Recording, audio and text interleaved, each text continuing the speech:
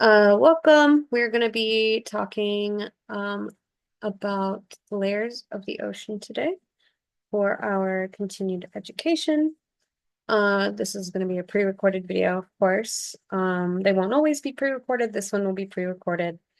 But today's topic, we're going to be talking about those layers of zones of the ocean, what that really means when you hear people talk about those zones of the ocean, um, and what some of them are, just so that you kind of have that background knowledge. It kind of puts the ocean into perspective for a lot of folks. It's a great talking point if you're on public programs, or it's just a great thing to know for yourself because it really does put all of the ocean into perspective. It helps you really visualize, and it helps you really to kind of understand what lives where and why.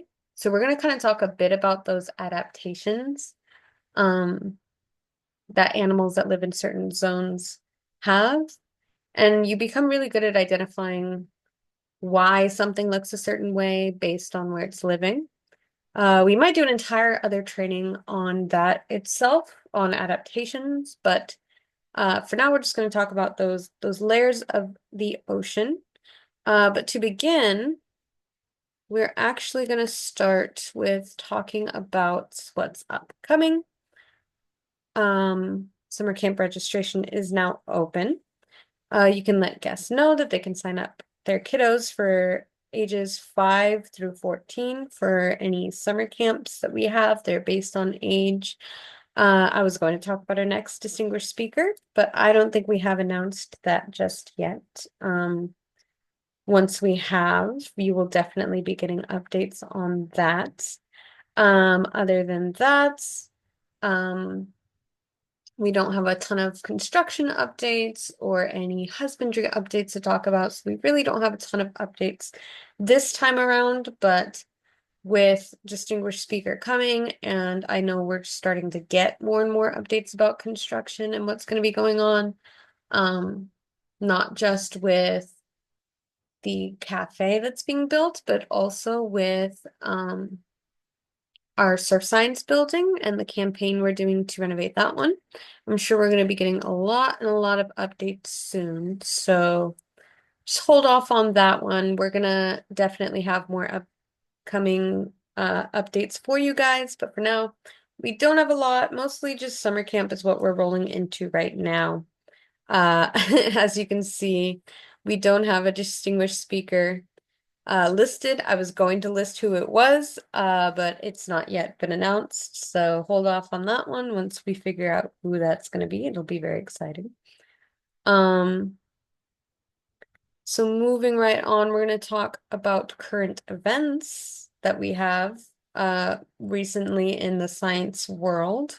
This one is specifically marine biology, which is great. So we have new understandings in the size of megalodons. Research shows that megalodon, it's not like a great white shark, which is what it was previously thought of, but it had a really slim body, sort of like a lemon shark, if you've seen a lemon shark. They're very plump, sort of in the center, but they're very slim and they're kind of not very fast sharks. They believe it grew up to 80 feet long, weighed about 94 tons, which is insane. But by studying its vertebrae and comparing them to different shark species, they determined that its vertebrae um, was the most similar to lemon sharks, which their vertebrae are very specifically adapted like that because of their body shape, which is why that led them to believe the reason that the megalodon's vertebrae are like that must also have to do with them having had that similar body shape. But this new understanding suggests that they were built for efficient cruising, not for high-speed chases. They weren't super fast, they were kind of cruisers.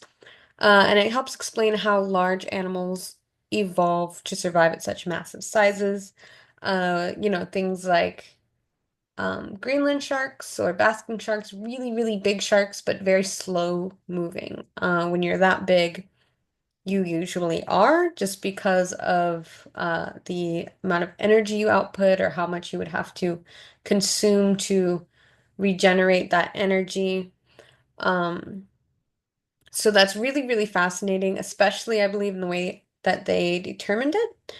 We'll see what more might come from that kind of research, but I do like that idea of comparing their vertebrae to modern sharks and seeing, well, why are modern sharks skeletons built like this? So why might prehistoric shark skeletons be built like this? Which is very fascinating, especially for something that's cartilaginous, for them to have the vertebrae to compare. Um, it is a very interesting current event, but I would definitely, if you are interested in this, look into it more because it was a very recent discovery. And I think it's a really, really awesome, fascinating one for us to be getting more information about something as cool as a megalodon uh, just recently. All right, so moving on to our agenda, we're going to talk quickly about the oceans of the world and how those are classified. We're going to see pretty quickly that they're very loosely classified. And then we're going to talk about the zones of the ocean and how those are classified, which is not as loose. It's a little bit more grounded, a little bit more scientific. And then we're going to go through those five layers of the ocean and just kind of talk about what lives there, how it's characterized, and what kind of adaptations we're seeing from animals that live there. Um, and that will be our presentation for the day. But we're going to start with those oceans of the world and talk about why they're not very solid in their classification. So, how do we classify the oceans? The boundaries of these oceans are mostly arbitrary. They're defined by geographical landmarks like the continents that they're near, and their names come from historical and cultural roots. So, there wasn't really anything that made us say, well, this one is the Pacific Ocean, this one is the Atlantic Ocean, this one is the Arctic Ocean. There wasn't any scientific determining factor that was different about them. They just happened to be in the Pacific, Atlantic, and Arctic areas. Or they might be southern, or they might be by India. Therefore, they ended up being called the Southern Ocean and the Indian Ocean. They're not, there's nothing about the Atlantic Ocean that is particularly different than the Pacific Ocean, um, that would like have them be separated, except for the fact that they are on the other sides of this continent. So we kind of make these things up, right? So where does one ocean stop and another begins? There's not really any distinct boundaries between those either. So there's no distinct boundaries between the oceans. The International Hydrographic Organization uses geographic and historic factors to define boundaries, not scientific ones. So again, the ocean doesn't suddenly get saltier once you get from the Indian Ocean to the Southern Ocean. It doesn't suddenly get more viscous, or there's nothing about it that you can really look at and say, hey, this one is one and this one is the other, and I can tell where that boundary line is. There's really nothing like that. You can't really determine where one stops and one starts, except for what we have sort of loosely defined in maps. So we've kind of decided based on geographic features, landmarks, that this is where a specific ocean starts and this is where one stops loosely. There's not a hard boundary line. Of course, we kind of measure this in distance. You'll hear that once you're however many miles off the coast, you're now in international waters. Um, as opposed to being like within your own country. So they kind of measure things like that. But again, these are all kind of just boundary lines on maps. There's nothing really in real life or scientifically in nature that separates these oceans. It's all pretty arbitrary. Whereas you will see when we're classifying zones of the ocean, as opposed to um, those oceans themselves, we're going to see that there is actually a difference in those ocean layers that we're basing our categorization off of. And a big part of that is sunlight. So, like on land, sunlight also shines on the waters, but sunlight cannot reach the ocean's deepest layers. So we classify these ocean zones by a variety of factors. A big part of that is how much sunlight each zone gets. And then another part of that is going to be the temperature, the salinity, and then the pressure differences is going to play a big role in what's making those different, of course. Um, it's a lot more exact than how we classify those oceans. It's a lot of how much sunlight can reach through the surface before it's faded or scattered off completely, and those rays of light are no longer reaching, and you're at a part of the ocean where you can't even see light's not even penetrating through, right? So let's take a look at some of these zones. We have 5 layers of the ocean. Um, so we have our epipelagic zone. 0 to 200 meters is our epipelagic zone. And then as we get deeper, we have our mesopelagic zone, which is the farthest a human has gone. So that's 200 meters to 1,000 meters. And the deepest a human has dove into the water would be at 332 meters. So, really, we have not explored anything below that. We haven't explored the majority of the ocean, at least not via human, right?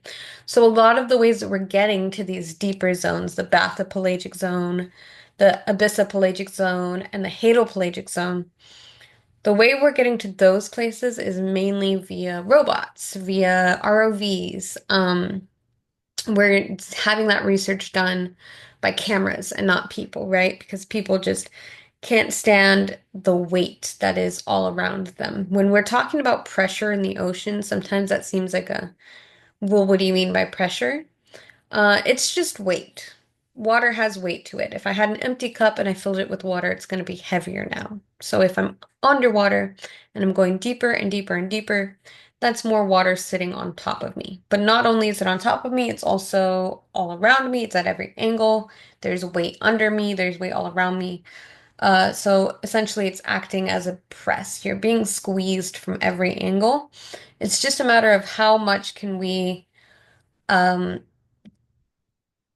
be hugged by the ocean, I suppose, before that hug is too tight all around us and we would be crushed, right? So that's what they talk about when they say pressure.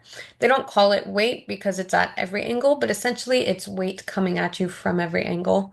Um, and anywhere past that mesopelagic zone, we can't really withstand that pressure because it's getting more and more um, weighted, I suppose, as you go down. And you're losing more and more light, and there's a whole lot of factors that just make it unsafe for us. So, beyond that mesopelagic zone, the only research we have of all these other zones has been conducted purely by robots. That doesn't mean we don't know a fair amount about it, because we do, but we definitely don't know a lot of what is down there. We haven't seen a lot for ourselves. We haven't been able to conduct a lot of research on how certain things are, mating, where they're living, those things that we would know more about creatures in our epipelagic zone that we can encounter and watch on a daily basis, and we can um, follow on a boat for a long time or tag things that are in reach of us to put a tag on them and track them, things like that. As you get further down, of course, you can't do that kind of in-depth research. So we have a fair surface level knowledge of what's down there. Um, but again, starting with the epipelagic zone, this is also known as the sunlight zone. You'll hear these words used interchangeably. But you can refer to it as the sunlight zone, you can refer to it as the epipelagic. But that sunlight zone, the sunlight is, of course, penetrating the surface. It's got high biodiversity of plants and animals, because with the sunlight reaching, there's a lot more things that can live. A lot of that biodiversity that it's talking about is going to be in lots of different planktons, a lot of different planktons that need sunlight to live. So photosynthesizing organisms that form the base of our food chain are going to exist at this level. Of course, on land, when we talk about photosynthesizing organisms that are forming our food chain, we are talking mostly about plants. In the ocean, that might be talking about algae or phytoplankton. Um, so what lives here, of course, being phytoplankton, marine mammals, so dolphins, whales, and pinnipeds. things that are eating schooling fish, right? Or just other types of fish.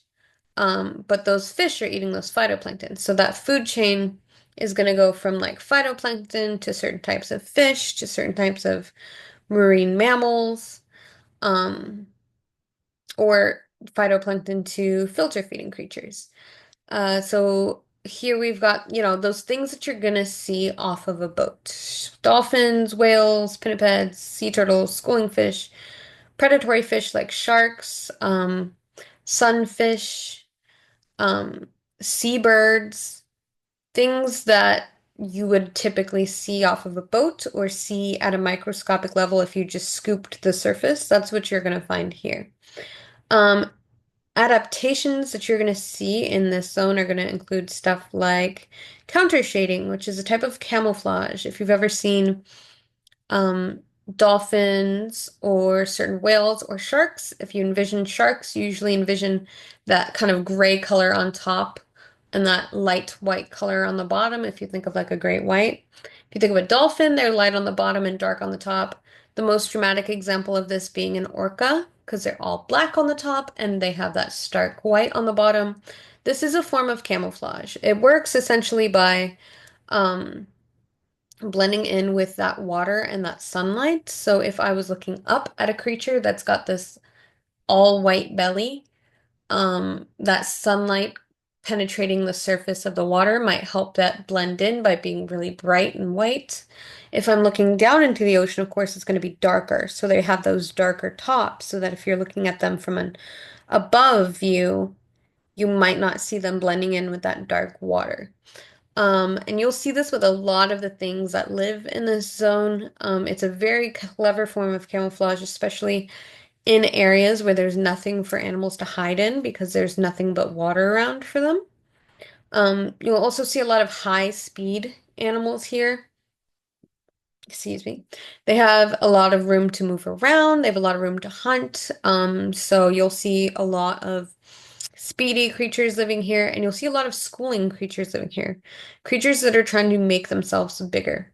The thing with the pelagic zones or the epipelagic zone is there's usually a lot of open space. So things that are adapted to be really big, of course, are going to be in that open space because they're going to need space to move around.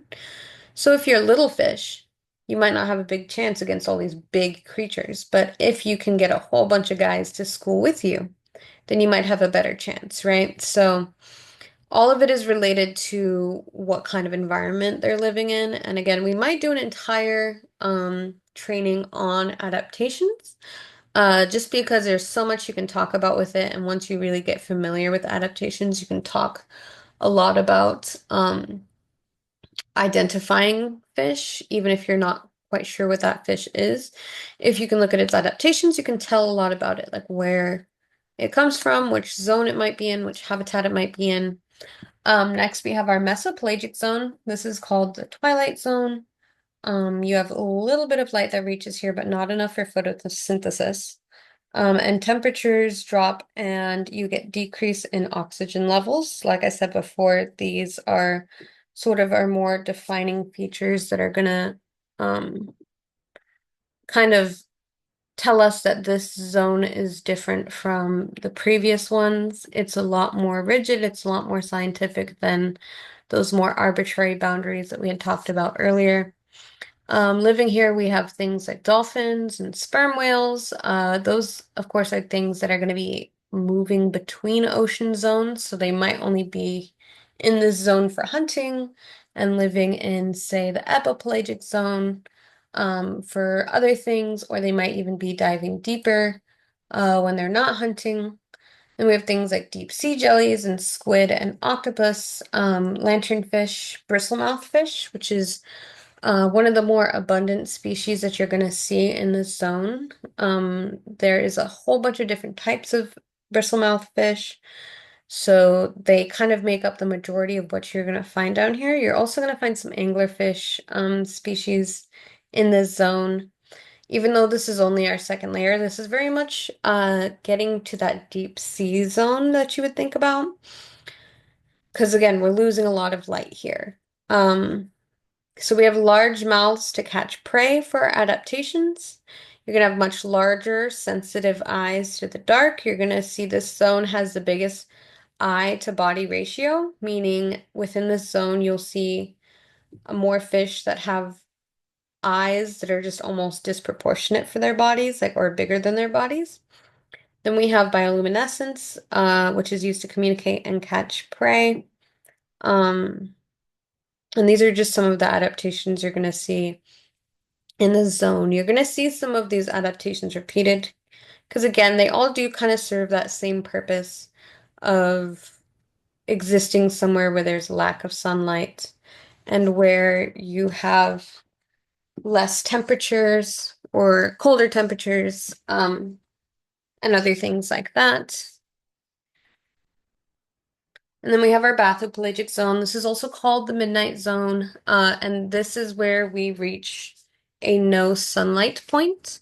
So this is where we hit complete darkness. There's no sunlight penetrating in this zone, and temperatures are near freezing. There's a much higher pressure, and there's a much lower oxygen. The water here is going to be between 34 to 39 degrees Fahrenheit. You're going to see a lot of those like giant squid here. You hear about those all the time. Researchers are always trying to find them. They're really elusive. And then you have anglerfish, viperfish, gulper eels, more of those kind of scary-ish looking creatures that we think about when we think of the deep sea, like those anglerfish and those gulper eels.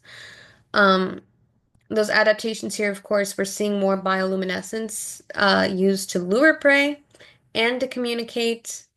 We're seeing large mouths and expandable stomach. Things here that are swallowing things whole. There's not a lot of things that are, hunting things down that aren't able to just get it in one bite. And we're seeing reduced or enhanced eyesight. So we're seeing a lot of creatures with very large eyes to kind of see in all of that darkness, but we're also starting to see a lot of creatures with no eyes at all who can persist completely blind, or don't need eyes because, again, they're growing up somewhere or they're existing somewhere where there's no light at all. Um, so we're going to start seeing, animals that are looking a lot different. And then we have our abyssal pelagic zone. This is also called the abyss, the abyssal zone. Um, this is where it's completely dark, it's near freezing, and there's extreme pressure, which is sort of similar to the last one, but um, one of the defining features of the abyssal zone is that there's very few nutrients. It's very scarce in terms of food. You're not going to see a lot of food um, that is being hunted that animals can find and hunt. You're going to start seeing food deserts where nutrients are coming from other strange places, like vents. You're going to see like detritus or whale falls when those whales sink to the bottom of the ocean and become a food source, or something called marine snow, which is nutrients in terms of detritus or bacterias or decomposition that is floating from those surface zones down to this zone that becomes a food source. Uh, or like, again, like I said, those hydrothermal vents, which are kind of creating a bacterial food source from um, oceanic volcanoes. That's kind of where the food is coming from in this zone. You're not really getting a lot of creatures that can hunt.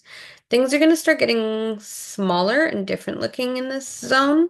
We have things like deep sea anglerfish and basket stars, tripod fish, things that are slow moving and have really low metabolisms because, again, they're not getting food too often. Things that are soft or gelatinous and they have bodies that can withstand that really, really extreme pressure. Enhanced chemoreception. So they're relying on chemicals instead of relying on eyesight. Things that are not seeing whatsoever. They're just kind of picking up on different chemical reactions in the water or sometimes electro reactions in the water. They can sense minor electrical pulses and movements, and the ability to, of course, survive for long periods without food. So the picture here is a little deep sea spider. Again, the things that are living here are no longer very big. They're getting smaller and smaller, or they're getting softer and gelatinous, and they just things that don't really need to eat very long, things that are looking kind of strange. They're starting to look more and more insect-like as we get down the line. And then we reach the Hadal pelagic zone, which, as far as we know so far, is the deepest zone of the ocean, sitting at about 6,000 to 11,000 meters. And if you're wondering what the conversion for a meter is, the conversion for a meter, I believe it is 3.3 feet. So this part of the ocean specifically, if it's 3.3 feet per 1 meter, and we're at 6,000 meters. So this is about 20,000 to 36,000 feet is where this zone is sitting. And so far, as far as we know, this is the deepest zone of the ocean. The Hadal pelagic, it's also called the Hadal zone. There's no light, there's freezing temperatures, immense pressure, the most extreme and one of the least explored environments on Earth. 32 to 34 degrees Fahrenheit about. And living here, we have things like snailfish, or Hadal snailfish, amphipods, things that are really small, like crustaceans, shrimps, or polychaete worms, um, flexible, pressure-resistant bodies, enzymes and proteins that are adapted to those high pressure and cold environments, really slow moving metabolisms, really minimal movement. You're going to see a lot of sessile organisms, a lot of creatures that kind of hunker down in one spot and will potentially stay in that one spot for their whole life. Things that aren't going to bother moving. They're going to feed on marine snow. They're going to feed on decomposing matter, things that are kind of floating down towards them. Almost everything here is going to be opportunistic. They're not going to be actively hunting. They're going to be sitting still, waiting for prey to come to them. Or if not prey, they're waiting for something that they can filter feed on. So this is, of course, where creatures are starting to look very, very strange. You've got things like little teeny tiny amphipods or like very strange looking jellyfish. Everything here is going to be pretty flexible, and built for that kind of high pressure environment. So we start to think of it as like things we really, really recognize, like sharks and fish and whales. And it ends with things that we really wouldn't recognize, things that are kind of sessile and dormant and don't move, things that don't really give that fish-like impression. And all of that, of course, as we can see, is related to how it is that they're adapted to their environments. As you get further down, things get more extreme. We get more immense pressures, more freezing temperatures, less and less light. And of course, that means evolution is going to get really creative with what's going to be able to live in that kind of environment. It's really impressive that anything even can, but they are very well adapted to those environments over long periods of time. Um, and that is kind of the rundown of everything we have for our deep sea. Um, that is just kind of surface level of, what's down there, how it survives there, and what are the characteristics that define those zones. If you have any questions about volunteering, if you have any questions about this training, anything you want elaborated on, feel free to send an email to this email that is on the screen right now. I can send you some of the resources from here of where I found some of my information if you wanted to look into things yourself, or if you wanted to look into the current event scientific article that we were talking about earlier, anything like that. And if you would like to keep some of these animal resources that I have here on the screen down, you can write these down. We have been seeing, once again this year, we saw it last year as well. We've been seeing it for a few years now. We're having that domoic acid bloom again, that toxic algae that is killing off a lot of mammals and seabirds. Um, and maybe I might do a section of that since I know we get a lot of questions about it in our next training. But for now, feel free to take down these resources that we have here. If you happen to see any of these animals that look sick, of course, don't approach them.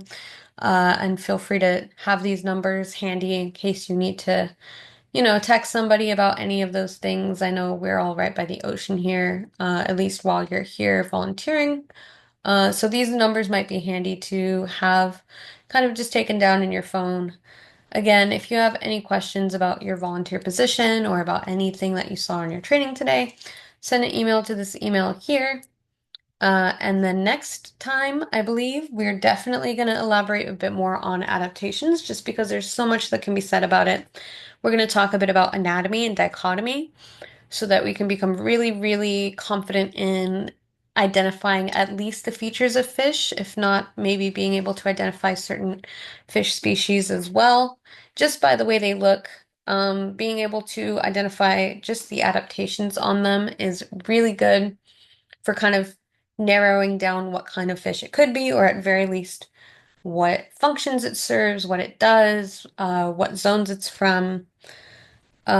So I believe we'll be talking a bit about that. And then I think we can definitely talk a bit more about that domoic acid bloom and what caused it, just because I know it's a big hot topic right now. Um, but for now, thank you so much. If you checked out this education, our next one will be done, I believe, live over Zoom. That way we can do a bit more of a Q&A. If you have questions in the moment, we can answer questions in the moment. But thank you for your patience in getting this one out. And thank you for joining us. And thank you for being an ocean steward. Thank you for being an advocate and being a volunteer with us. April 30th will be the date of our next continued education.